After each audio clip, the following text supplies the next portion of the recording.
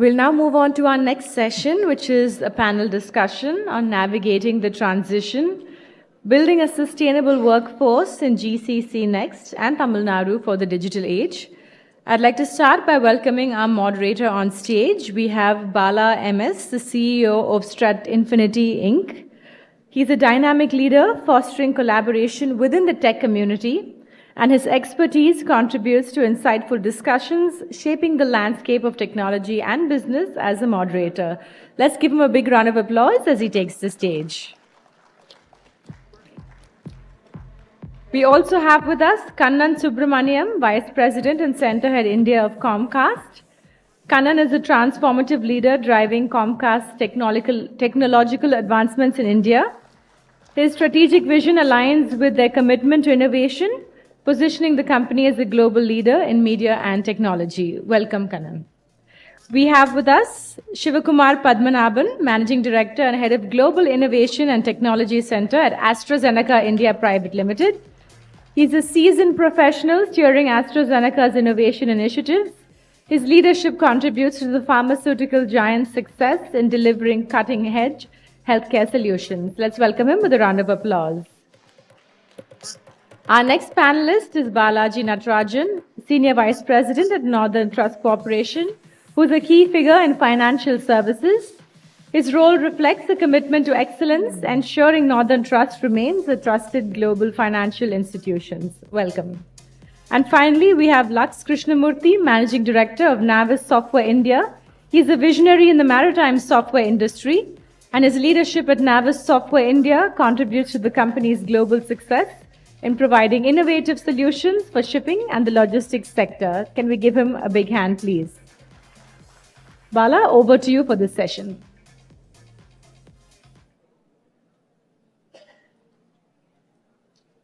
Hello. Thank you. Good morning, everybody. I think, no, not audible. Good morning. Awesome. Thank you so much. It's been a pleasure to be here at UMAGINE 24, and this is going to be a top-notch, interesting panel for the reason because you would have seen the panelists, Kannan from Comcast, the telco, and you have Shiva, a known leader, GCC leader from the healthcare space. You have Balaji from the financial service, and you have Lax from the deep technology for GCC. And just give a quick introduction that's very important because being the audience, more than hearing the thought process of each of these leaders, you should also know where we come from and what we do. Probably each of us will take a quickly 1 minute of introducing about ourselves and our organization. We'll start from Lax there.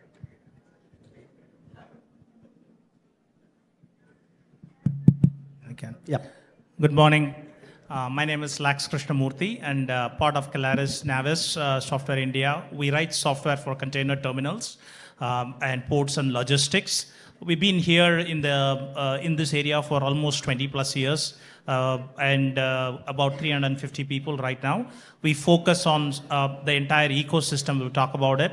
And I have about now 35 plus years in the industry, working in different logistic industry plus travel and transportation. And also I've been working with PayPal for many years. So it's a pleasure to be here and a pleasure to be with the panel. So over to you, Bala. Thank you, Lax. Balaji? Vanakkam, Chennai. It's indeed my pleasure to be starting this stage with dignitaries. Thank you so much for giving me this opportunity. I thank the Tamil Nadu government. I thank the panelists for actually calling me here. Balaji Natarajan, I'm the Global Head of Service Delivery at Northern Trust. Northern Trust, world's top 3 custody banks, one among the top 3 custody banks in US. We have about 1,200 people, both in Pune and in Bengaluru. Hoping to say something in Chennai soon. Thank you. It's indeed my pleasure to be a part of this panel and actually share my views on what is GCC and in and out view of GCCs. Thank you. Thank you. Shiva, over to you. Hi everyone. Good morning, good afternoon. I'm Shiva Padmanabhan. I lead the Global Innovation Technology Center for AstraZeneca. It's a top 10 biopharmaceutical company in the world. We are about 3,500 people between Chennai and Bangalore, the 2 centers that we have. I also have a global responsibility to run all of the enterprise IT and digital platforms and services and solutions for AstraZeneca. We've been here for about 9 years and gone through quite a journey of maturity. We'll share some of that during the panel. Thank you, Shiva. Over to you, Kannan. Hello, good afternoon, everyone. I'm Kannan Subramaniam. So glad to be here this afternoon. I'm not sure how many of you know Comcast. Comcast is a leading telecom and media company in the US and Europe. We have brands like Comcast, Sky, as well as Universal Studios. And I head the Comcast India Engineering Center here in Chennai. We have almost 4,500 plus employees working on leading telecom and software technologies here. I'm very glad to be part of this panel and sharing my thoughts in terms of how we could get engaged with the larger GCC ecosystem. Thank you so much. Thank you, Kannan. Myself, Bala, being the CEO of Strat Infinity. We help global organization to set up their GCCs in India. Before that, I was a CEO for a few of the GCCs like Blackboard, Hire One, TransUnion and Dun & Bradstreet, and was a former chairman of NASCOM GCC for the region. Okay, so getting into the panel discussion, how many of you are aware of GCC? What is GCC? Can you raise? Because I see a lot of young minds there. Anybody? Yeah, of course. I know the executives definitely know. Okay, so let me give a quick context. This is going to be very important for you. Yesterday, Times of India, there was a very nice article stating most of the top college placement officers and the chairmen and deans have mentioned half a page column saying that the students who get the offers, jobs from GCCs are truly transformational, highly paid, and learning curve is very, very high, right? That sets the tone for the young minds who are at the back seat to understand what is GCC all about. Nothing other than the multinational organizations having their setup in India. It could be KPO, it could be BPO, it could be a technology organization, it could be R&D center, any center that does work for the parent organization, which in turn has its own business. That's called as GCC. It's called as Global Capability Center. Got it? Got it? Awesome. Thank you. So let me have the conversation. So I'll just start this way. Maybe Kannan, you can just give you a quick perspective. You've been part of Comcast for the last 12 years. Before that, you were with Cognizant. So you were in the shoes of service provider and then moved to GCC. How does the transformation mean to you? And what has actually GCC meant to you in building your business? No, absolutely, right. So when you work as part of the service industries, you have like two objectives. One is you need to serve your customers. At the same time, you need to also serve your organization. One of the big changes that I felt when I moved from being a service organization into Comcast is that the goals are like one goal, right? You sort of work towards one goal. And you had a lot of opportunity to share your thoughts, and you had a lot of opportunities to implement your thoughts. You don't have to go through a lot of different channels before the owner of a particular application or ecosystem gets to know about what you want to do. So you are able to directly influence your products and systems without having to go through a long process, and there is absolutely no politics, right? So the contribution is very, very straightforward. The fact that you're part of the larger ecosystem in the US, you're able to see the impact that you can make on the customers from here without having to worry about anything else. Awesome. Thank you. So I would also pass on a question to Shiva, because I remember 4 or 5 years back, AstraZeneca was real talk of the, not because of the COVID vaccine, but even before that, because in a short span of 2 years, they made about 2,500 people. They raised very fast, very, very high-tech jobs. So I just wanted to hear from Shiva, how did that happen in Tamil Nadu, building your team from the scratch and today what it is today? Yeah, that's a great question. Thanks, Bala. I think when we came in, there was not a big footprint of life sciences GCCs. And there were a lot of people asking the question, why Chennai? Why not some other city? But I can say with confidence that we had made the right decision. We've been able to scale, very, very fast, but also get very high quality talent. And our retention rates have been very good in Chennai. And today, if you look at our GCC, most of our leaders have been around for many, many years, right? 4, 5, 6 years. and so on. So that's really given a solid foundation for us to really build out the GCC so far. And as we look towards the future, I think the transformative things that are coming up, I think you're very well positioned with the ecosystem that's around us. So if you look at whether it be the academic ecosystems with the institutions such as the IIT Madras or the Anna University at Gindi or IIT in Sri City, and all of these institutions, as well as the extent of education and qualifications in the biomedical industry. If you see the graduate programs in biomedical specializations, very high in this part of the country, which is very important for our industry. So I think, and overall the support that the government has given us, the government has given to the GCC ecosystem and especially to companies such as us is been very strong, right? And some of the recent policies that you would have seen in the press that have been announced in support of GCCs is really a further testament or let's say very clear announcement of the intent to really support this industry and help it to thrive in the state. So it's really been a really good decision for us. Thanks, Shiva. I'm going to have a follow-up question soon. But before that, I want to give a small teaser. So globally, 2/3 of the GCCs globally are based out of India. And about 10 to 11% of the GCCs for the India is from Tamil Nadu, which is really, really fantastic. And beyond that, I would like to give my own personal view on the number of GCCs that's based out of Tamil Nadu. It's the only state, or Chennai being an only city, that has presence of top 10 multinational banks in Chennai.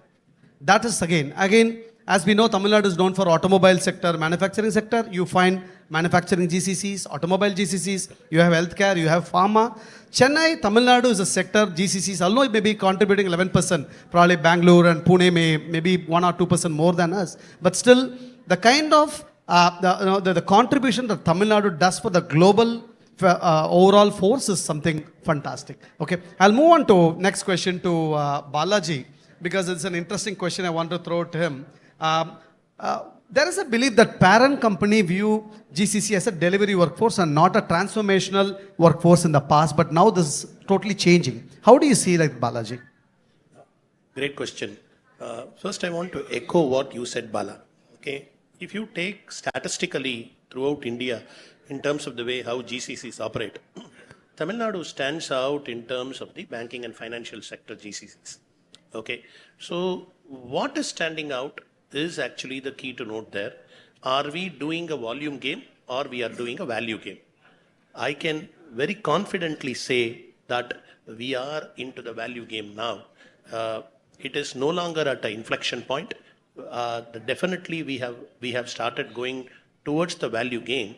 And there are many reasons for it, Bala. As actually Kannan was also saying, it is not only the whole country that is supporting or the state that is supporting, it is the ecosystem that comes along with this. The kind of educational institutions we have, the focus, the industrial focus on the educational institutions, the openness on the educational institution to align with industry and give that kind of a fresh talent makes us clearly to stand out with the parentship, and we are able to demonstrate value because of two reasons. One, we are able to show agility. Number two, we are able to break silos. We are able to break legacy and show fresh talent. So definitely I would say that we are into the journey of value, and that is how GCCs are going towards. Thank you, Bal. Yeah. Thank you. That's a great thing. Value is very important than volume. In fact, this is also important for the audience at the backstage, because the days were gone where 500 people used to hire by a company. Today, we hire 5 people. What is the value delivered by 5 people matters a lot. So that's really a great point. Moving on to Lax. So Lax, probably you can take a step back and could you correlate the need for GCC in the past? Because initially it was a cost arbitrage, then moved to efficiency, effectiveness, and value creation. Now, where are we heading towards? That's something, maybe different stage of GCC you can mention. Yeah, thanks, Bala. So as Balaji was also saying, the continuum is people start with the cost arbitrage. You keep moving up the value chain, co-creation of values. Then you start looking at developing your things on your own independently. And each phase, you provide a different value. Each phase, you have a different set of people who are helping you going there. Then we get to a point where you start to even work with business here. directly, and that mind share. So for example, for us, when we start working with our customers directly in India, that brings a completely different perspective, and you bring what is in the local market. Now you are a part of the financial things that you're bringing into the company. That gets you even more strategic hold on what you can do. Then you start innovating and start saying, okay, what can we do with all the products, and how do we innovate into different markets, localize it to different markets, and that gets you a step inside strategy. And as you get into strategy, that's where the value creation is, right? At the end of the day, everyone wants to see that the company is the value created. It means of product, means of services. However we do, how do we move forward in that continuum and continue to be there?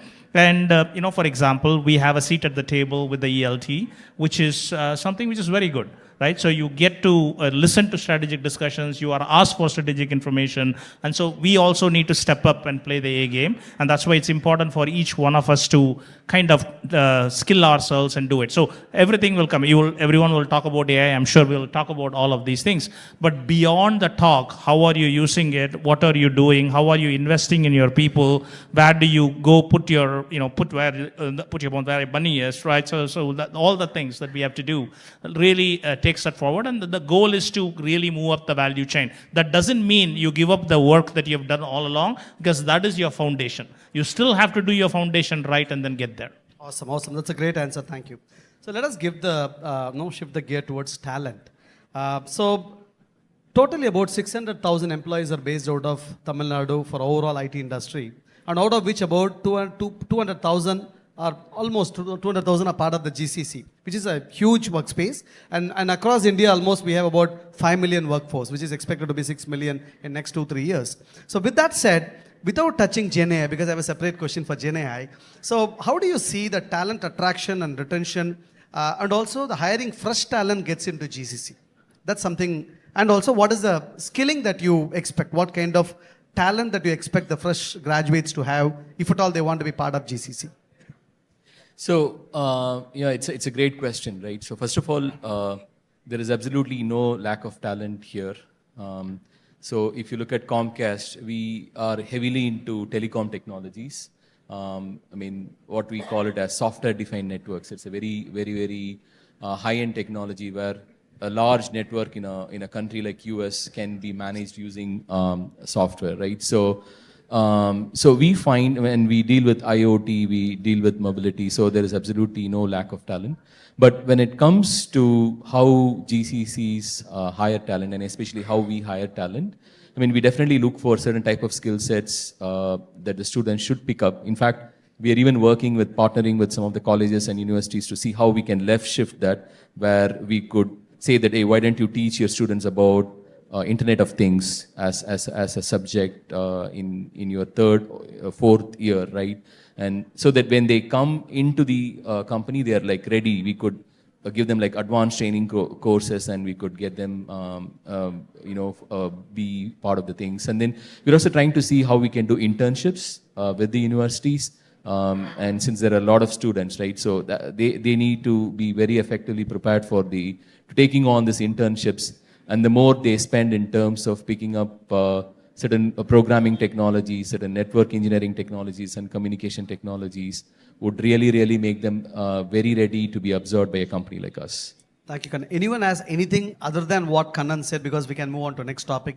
If at all you want to add anything with talent, upskilling, reskilling. All right, so let's move on to our next question. So Shiva, there's a question to you, right? So everywhere GenAI, right? So what kind of impact you think GenAI will make in the overall industry, and more specifically to GCC ecosystem, because most of the GCCs are governed by what the headquarters says, where the headquarters wants. So what kind of transformation that you would anticipate with the GenAI's impact? Yeah, that's a great one. And it's not just GenAI, it's all of these raft of technologies that are coming in the horizon that will be transformative for global enterprises, right? So these technologies, including GenAI, are going to really have a tectonic change, I would say, like a massive change in the way that jobs are done, work is done and delivered out of countries like India, right? So there's a lot of estimates going around, and we all have heard different figures, but more or less everyone converges that 50% of the jobs that are there today will not be there in 5 years from now. The other 50% will be dramatically different from where they are today, right? So that's the sort of transformation that we are expecting. So if you just look at a few examples, like what does the industry today do? They do application support. So when you have self-healing applications, you need application support. What do the BPM industry do? Business process, running business process. And so when automation and intelligent automation come, those things won't be needed anymore. If you look at literally everything, like software development, when you have Gen AI developing code, that is also going to be dramatically transformed. So literally everything we do today, I think at least 50% will either be gone or will be dramatically different, say 5, 6, 7 years down the line. And what that then means is, I think we will get to that a little bit later, hopefully in the discussion, is that we need talent, the talent strategy to be completely rethought. We need to look at the skill, we need to look at the mix between the bots and the humans, the mix between, let's say, gig workers and internal workers, all of these things, and the place. So is India still going to be the sort of the back end, or is it going to be the middle end, where we have other countries like Africa or Vietnam or somewhere where we can do more repetitive work, and India is actually going to be doing more kind of intensive work or impactful or more capable work. So all of this is going to change in the future. Thank you. Maybe Balaji, your view on Gen AI's impact or any deep technology's impact towards building the talent, GCC, the thing. Yeah, I would actually say a complementary view to it. Okay, so while I completely align with what Shiva said, I want to say from moving to the volume game to the value game, I want to talk about 3 levers. Normally, this is what we do in our boardroom. We talk about define, design, and deliver. What do you need to deliver? You need the workforce strategy. That's where the GCCs come into picture. Now we are talking about moving how you move up in the value chain. That's the tectonic shift that what Shiva said and what actually Kannan was actually defining in terms of the elements of it. We actually get that. I'm going to talk about a mantra that makes you to get the design at the table. What actually you were mentioning, Lax, in terms of how do you get into the ELT. I have 2 mantras for it. One is the business empathy and the second is the cultural alignment. If you get these 2, Bala, it actually gives you 2 direct benefits. It gives you reverse migration and pyramid inversion. You see this actually terminologies, you see these actually mantras very largely spoken everywhere. What is pyramid inversion is, you have the talent nurtured, you have the talent grown here, they will take a ELT position. That's what we call. And what is reverse migration is, for example, he was talking about Gen AI. Imagine the same thing. You have a large development workforce sitting in US and they want to do they don't want to do a bot, but they want to do something which is closer to that. Using Gen AI techniques, they want to have a kind of a service desk being built in. The kind of agility that it takes to build for you there, vis-a-vis here in India, in the States, if you think about it, we are able to see 60 to 63% faster delivery if it is done from here. So that is we call that as not only pyramid inversion, we call that as reverse migration. So we do the design here, we do the define here, 3 Ds. Definition we do here, design we do here, we deliver, deployment alone we leave it to the mothership. I see that trend coming up, and for you to get latched onto the thread and for you to shift left, the 2 mantras I would say, in addition to the technology upliftment is, skill upliftment is a mental framework of business empathy and cultural alignment. Awesome. I think both are very, very important for any GCCs because we work with a lot of new GCCs stepping into India. The 2 things which they really need is the culture and the business empathy. That's well articulated. Thank you. And I move on to Lax now. So Lax, having said this, talent, reskilling, and the Gen AI impact, where do you think the ecosystem connect is there for GCC? It could be innovation, academia, partnership. So how do you think that is getting evolved? Where do you think the ecosystem is further strengthened in the state of Tamil Nadu? Yeah, so the ecosystem connect, like you talked about, it's colleges, institutions. Actually, I would say right from schools now, schools, colleges. Then we also talk about really going to the community in itself, specifically where you're staying there. It could be different sets of community people. The idea behind all this ecosystem connect is take what you do and find a value in the community, because at the end of the day, you are here with the community, you're serving the community, and we should not lose that. I mean, every company has a 2% CSR spend, which I think is beautiful. We should spend that. We should make sure that it counts, and it's a gratifying thing when you go and do something and that makes a difference beyond all our work and stuff like that. But when we talk about switching to how we can help upscaling, how we can help what it is. We touched upon it a little bit where we said we can go to colleges, include curriculum. I think maybe Kannan said that, right? So we talk about this with the different academia and then say to people that, okay, how can you help being practical? And what is very heartening to see is that now every college, so when we started this 5 years ago, I wouldn't get anyone to do a 6-month internship. So I am very biased because I came from BITS in 1986. We had a 6-month internship, right? So that was something that we loved it. And so it was very, very difficult to get 6-month internship. So VIT did it for some time. So we couldn't do it. Then Anna University never did it. So finally, last 2 years, Anna is actually allowing people to do 6-month internships and stuff like that, which is great, right? Because you get a practical inclusion into the industry. And once you get there, as they say, college is a framework and is something that allows you to get your basics straight, right? But when you come in, you need to come with an open mind so that you will learn different things. You don't know. We don't know. I'm sure some people are experts here, but you will come and still your mind, if you leave it open, you will learn a lot of things on the domain, on software development in our case and stuff like that. Why is that important? That industry connects. So we we get a pipeline of people year over year, and we can see that mix change. So even for every company, the mixture of young talent versus experienced talent is absolutely key. Because the question, people are very fearless. Dr. PTR said it very nicely. Today, the glass ceiling is not that you go straight from one floor to second floor to third floor. You can basically break it open, right? Because technology is there, it allows you to break it open, and you are allowed to go and question. And that's the culture we want to foster, right? We want to go and say, you'd have to come, you don't have to be for experience in the industry, but you need to have common sense and ask the question and say, why are we doing this?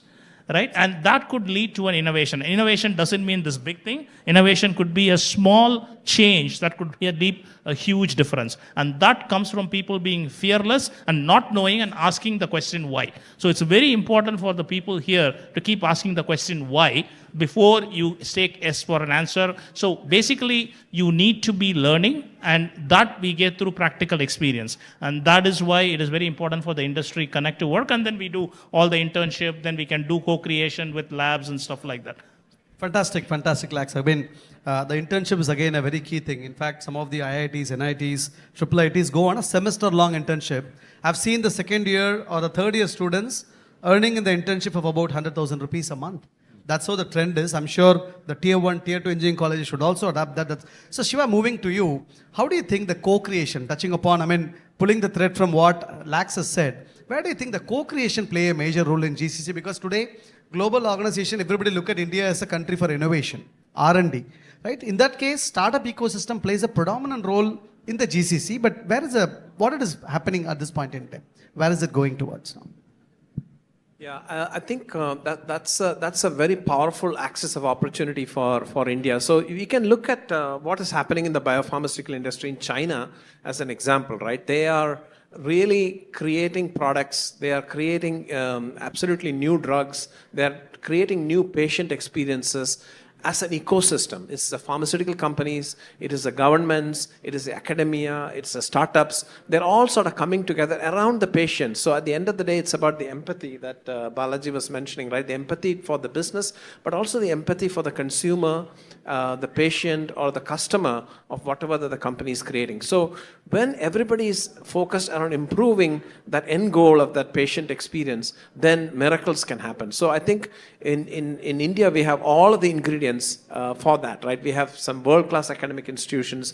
We have GCCs, which are really reflective of the industry axis, that these industries come from. We have great industrial expertise in every single industry in India. So to the youngsters in the room or the people in the colleges, I would say, we should now also not just think about the job in terms of, are we going to be a programmer, are we going to be an infrastructure engineer or a data analyst? I would encourage you to think of what industries you want to build your career on. Is it healthcare? Is it banking? Is it telecom? Because that is a very important ingredient. So once you start doing that, then everything starts to come together, right? The startups in that industry, the particular government departments around it, the academic institutions, you all come together around the axis of the industry, around the axis of the customer, consumer of that. And then when you build these open innovation networks, that is when the building blocks can assemble very quickly, right? Between all of these different participants to create something that is groundbreaking. And I think we have some great examples of that already in India, but I think especially in industries like healthcare, there's a long way to go. Right, in e-commerce, we are seeing ONDC, and in the payment side, we are seeing, of course, UPI, and those ecosystems are just creating absolute value that's exported around the world. And I think today we have such an opportunity also in healthcare and life sciences, given the population of the country, the genomic diversity that we have, the uniform health records that the government is coming to, bringing together, and all of that. So that's the kind of opportunity that you see. Thanks, Shweta. That's helpful. I would also like to ask with Balaji, because again, Tamil Nadu, when you say Tamil Nadu, the talent pool is more with science, mathematics, accounts is very, very strong. I mean, majority of the talents to other states are pushed out of from this state, right? So being from BFSI sector, where do you think the same question applicable to you, Balaji? What do you think? See, out of 600,000 IT professionals that we have in Tamil Nadu, this GCCs, the Global Capability Centers, having more than 35% of the population is an actually marquee number. And I'm sure we are leading the way and the days are coming. What I would take this opportunity to request our actually Honorable Minister and our Honorable Chief Minister, the Tamil Nadu government would be, what Shiva was saying is predominantly the ecosystem. I think the government is definitely doing that. This UMAGINE is actually one such initiative. I want an actually extension of that, where you were talking about the interns forum, right? It is the most powerful tool that is available for you to penetrate into not only to the GCCs, into actually any industry and create a difference, because there is no legacy, there is no, I would say there is no fear, as actually what Lax was saying. And more than that, there is aggression and there is assertiveness to prove something. If the government can give a platform which will enable people to incubate, they don't need to invest anything. It is a consortium platform. If exactly like what China is doing in terms of the pharma industry, it's a consortium platform where you give opportunities for people to come together, put up use cases and prove use cases. Most of the GCCs will be ready to come and take it as a cake and walk away. If you could make that forum as a lightweight forum, more from a legal and infrastructure standpoint and from an IP standpoint, there are people who are going to acquire it, there are people who are going to adopt it, and that is going to give you a strong penetration, and definitely this 33% will become 60% in the next 3 years is what I feel. Awesome. That's a great answer, Balaji. Thank you. I think we touched upon the digital workforce challenges. We touched upon the upskilling and reskilling. I just wanted to move the gear. I think the time is very short. So let us quickly touch upon, with Lax and Kannan, I would like to ask about the diversity and inclusion in GCC. There has always been a fact that identifying or building the women leaders in GCC has always been a challenge, right? So that's been another thing. At the same time, we look at the employee workforce, easily about 40-50% of the employees are women employees, which is good. But when it comes to leadership, there is always a challenge. So how do you think that D&I can be improved in the GCC space? What kind of thought process that your organization is having? Lax and Kannan to you. Yeah. So one of the things that we are doing is, it's a very, very important goal that we are working as an organization. And one of the things that we've done is that we have done a hiring drive that is only for women employees, right? And specifically for leadership roles. And then, so that we have seen great deal of success. And the moment you sort of go and do such an event, we try to attract a lot of women talent come through our pipeline. The second thing that we want to do is, even when we go to the universities and try to pick up talent, we want to make sure that we at least get 50% of the talent that comes through to be the women population. And what you have seen is that while we do a good job of hiring women engineers from the universities through the internship process, a lot of them drop out of the industry like 2 to 3 to 4 years, right? So, and what we find talking to them is that the moment your company provides more flexibility, say someone gets married, they want to go with the spouse to a different city, it's always the women employees that tend to leave the job, right? So we want to try and see if we can provide more flexibility in terms of allowing them to work from where they are. And even at the leadership level, what sort of flexibility can we provide? And how can we even improve our healthcare and other plans to see we can retain more women employees. So those are the things that I believe we are doing, and I'll add it over to Lax too. Yeah. So, I'm not going to repeat what you said, but in terms of improving the funnel, that's going to the, going to colleges and getting people. In terms of nurturing, that's where after 4 years, 5 years, life, their life events take over. People move, people do that. Flexibility sometimes works, sometimes doesn't. But also, more importantly, is highlighting people who are really doing well. And what we found out is people have all the technical skills, but might not have all the soft skills to move up. So nurturing them, giving them, we did a program called She Evolve with some of the women there, and we see a dramatic improvement in some of them in terms of then continue to nurture that, identify and nurture that talent. But more importantly is give that subtle push for them to stand in front, do the things that they need to do. And you can give all the opportunities, but sometimes you need to push people to do that, right? And so that in itself will take, and then as you increase the pool, as you increase and you make a focused effort on it, we see that it will improve. And in diversity, one thing that at least I faced when I joined in Navis is diversity is not just about women, men. It's also about the culture that you have inside, right? So we predominantly, if it was a conservative company, you have probably 90% only from Tamil Nadu, right? And that doesn't work because you think the same way. So to change that mix, we did that. And now I'm very proud to say we are probably 60-40, whatever. But it is a huge change for us that we are doing. And that has also women, of course, there, men there. Thinking is different. Some are bold, some are conservative. So when people start interacting with each other, that makes a big difference. And then you see people step up. And you can offer all the tools and you will see a group of people who will step up. Now it's our job to make sure they get the right due, they get the right recognition, and then keep them moving forward. Excellent, Lax. I think in the short of time, we have an interesting rapid fire question. Before that, I just wanted to have one question and then maybe open the floor for questions. So where do you think our government of Tamil Nadu is helping or have to build a momentum to help GCC, especially the policy which was launched a few days back